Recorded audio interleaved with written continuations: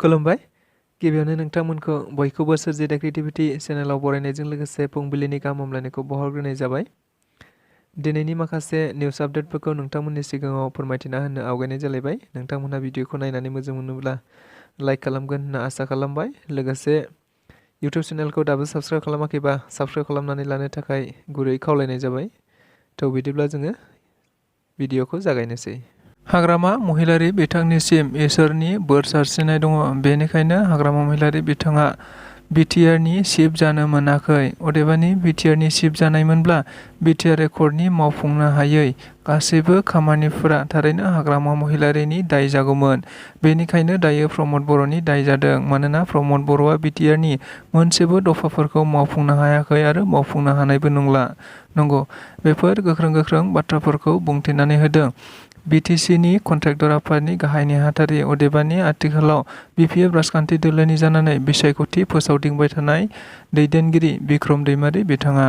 मिथिनो मोननाय बायदिब्ला बेबायदिनो मैयाबो बिथाङा बिपिएफ राजखान्थि दोलोनि जानानै मोनसे बिसायख'थि फोसावदिं हाबाफारियाव बाहागो लानानै बेफोर गोख्रों बाथ्राफोरखौ बुंथिनानै होदों।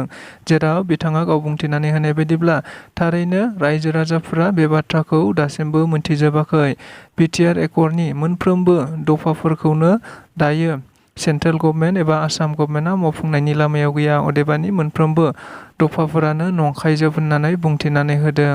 लोगोसेनो खौरांगिरिफोरनि सिगाङाव बिथाङा बुंथिनानै होबावनाय बायदिब्ला थारैनो प्रमद बर'नि जायगायाव हाग्रामा महिलारि जानो मोनैया दायो इसोरनि आशीर्बाद। मानोना हाग्रामा महिलारिया बिटिआरनि एकर्ड चिफ जायोमोनब्ला दायो हाग्रामा महिलारि बिथांनियाव गासैबो दायआ जाजोबगौमोन। मानोना बिटिआरनि मोनफ्रोमबो दफायानो नङा। बेनिखायनो दायो प्रमद बर'आ बेफोर गासैबो दफाफोरखौ मावफुंनो हानायनि जेबो लामा गैया होननानै बिथाङा बुंथिनानै होदों। मुगानि थान्दै निउस पर्टेलनि सासे एडिटर इन चिफ बिनन्जय नार्जारि बिथाङा आथिखालाव एबा मैया इउपिपिएल राजखान्थि दोलोआव जयनिं जाबाय होनना मिथिनो मोननाय जादों। मख'नो गोनांदि मुगानि थान्दै निउस पर्टेलनि गाहाय बिथां बिनन्जय नार्जारिया थांनाय समफोराव बिपिएफ राजखान्थि दोलोनि जानानै गोबांथार खौरां बिजोंफोरनि गेजेरजों बायदिसिना गोख्रोङै बाथ्रा बुंबोबाय थानायखौ नुनो मोनबाय थानाय जादोंमोन।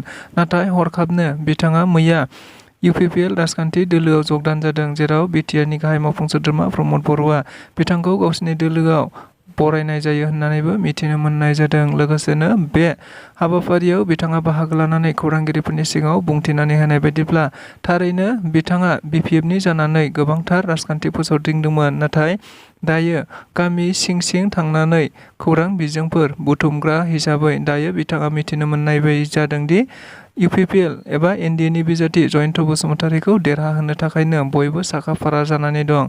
बेनिखायनो फैबाय थानाय समाव फिन गोजोनखौ गायसननो हानाय बिटिआरनि गाहाय मावफुं सोद्रोमा प्रमद बर' बिथांखौनो आरोबाव सरकाराव लाबोफिनगोन एबा फैफिनगोनखौ नुहुरनानै इउपिपिएल राजखान्थि दोलोआव जगदान जादों होननानै बिथाङा खौरांगिरिफोरनि गेजेराव बुंथिनानै होदों।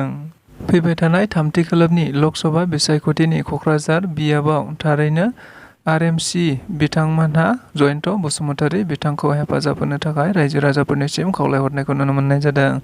मख'नो गोनांदि आरएमसिनि मैया मोनसे खौरांगिरि मेलनि गेजेरजों बिथांमोनहा खौरां बिजोंफोरनि गेजेरजों बुंथिनानै होनाय बायदिब्ला थारैनो बिपिएफ राजखान्थि दोलोआ बिटिसिखौ सरकार खुंबाय थानाय समाव बे जायगायाव गोबांथार हारिजों हारि माहारिजों माहारि आरो गोबांथार दाङाबाजिफोरा जालायबाय थादोंमोन। नाथाय दायो बिटिआरनि गाहाय मावफुं सोद्रोमा प्रमद बर' बिथांनि दैदेननायाव दायो बिटिसि एबा बिटिआर ओनसोलाव गोबांथार सान्थि फैबाय। अदेबानि गोजोनै बयबो रायजो जानो हाबाय। बेनिखायनो फैबाय थानाय समाव आरएमसि आफादनिफ्राय बेखौनो खावलायहरदोंदि थारैनो एनडिएनि बिजाथि एबा इउपिपिएलनि बिजाथि जयन्त बसुमतारी बिथांखौनो गासैबो रायजो राजाफोरा हेफाजाब होनांगौ एबा भट होनानै मैखोमै देरहासार होनांगौ होननानै बिथांमोना खौरांगिरिफोरनि गेजेरजों बुंथिहरनायखौ मिथिनो मोनदों।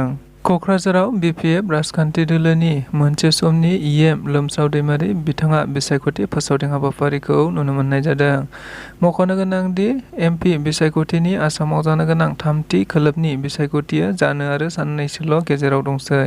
जायखौ नोजोर बोनानै गुबुन राजखान्थि दोलोफोराबो गावबा गावनि बिसायख'थि फोसावदिं हाबाफारिखौ दाब जायगायाव मैखोमै लाबाय थानाय बायदिनो मैयाबो आरोबाव बिपिएफ राजखान्थि दोलोआबो क'क्राझार लकसभा बियाबनि सिङावनो थानाय देबोरगाव ब्लकनि सिङाव थानाय हल्टुगावआव BPF राजखान्थि दोलोआ बिसायख'थि फोसावदिं मेल लानाय जादोंमोन, जेराव बे हाबाफारियावनो बाहागो लादोंमोन मोनसे समनि BPFनि एबा BTCनि बारग' EM लोमसाव दैमारि बिथाङा।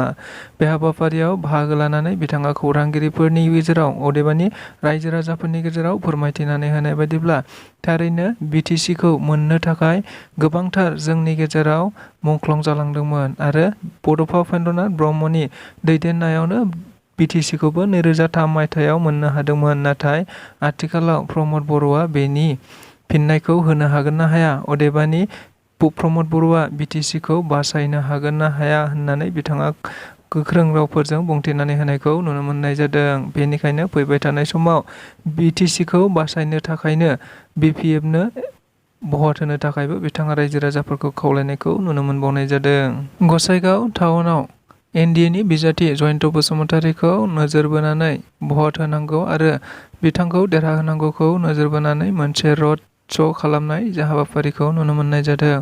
मख'नो गोनांदि UPPL राजखान्थि दोलो अदेबानि BPF, UPPL आरो AGP मोनथाम राजखान्थि दोलोनि बिजाथि जयन्त बसुमतारी बिथांखौ थारैनो देरहाहोनांगौखौ नोजोर बोनानै मैया मोनाबिलियाव गसाइगाव टाउनाव मोनसे रड श' खालामनायखौ नुनो मोननाय जादों।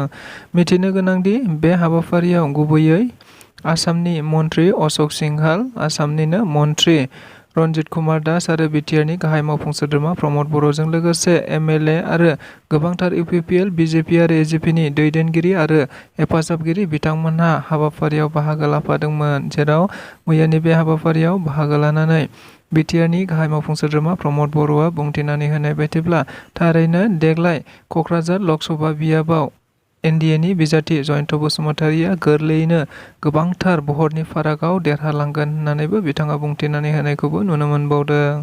लोगोसेनो मैयानि बे हाबाफारियाव गोबांथार रायजो राजाफोरा हाबाफारियाव बाहागो लाफादों होननानैबो मिथिनो मोनबावदों।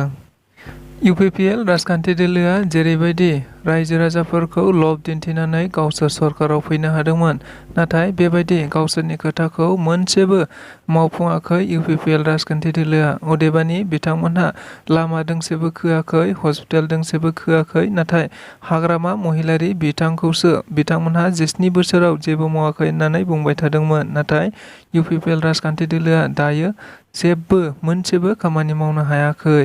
नंगौ, बे बाथ्राखौ बुंथिनानै होदों आथिखाल BPFनि बिजाथि खाम्फा बरगयारी बिथाङा। मिथिनो मोननाय बायदिब्ला बिथाङा मैया देबोरगाव ब्लकनि सिङाव थानाय हलथुगावआव BPF राजखान्थि दोलोनि मोनसे बिसायख'थि फोसावदिं हाबाफारियाव बाहागो लानानै रायजो राजाफोरनि गेजेराव बे बाथ्राखौ बुंथिनानै होनायखौ नुनो मोननाय जादों। मख'नो गोनांदि बे हाबाफारियाव बाहागो लानानै बिथाङा बुंथिनानै होनाय बायदिब्ला UPPL राजखान्थि दोलोआ नखरै नखरै साख्रि होगोन आरो BTCआव गोबांथार जौगानाय लाबोगोन आरो बायदिसिना होननानै बाथ्रा बुंदोंमोन, नाथाय बेबायदि बाथ्राफोरखौ UPPL राजखान्थि दोलोआ मोनसेबो खामानिखौ मावफुङाखै। अदेबानि गावसोर 11थाल' MCLA देरहादोंमोन, नाथाय गुबुन गुबुन राजखान्थि दोलोफोरखौ लाफानानै बिथांमोनहा सरकार दादोंमोन।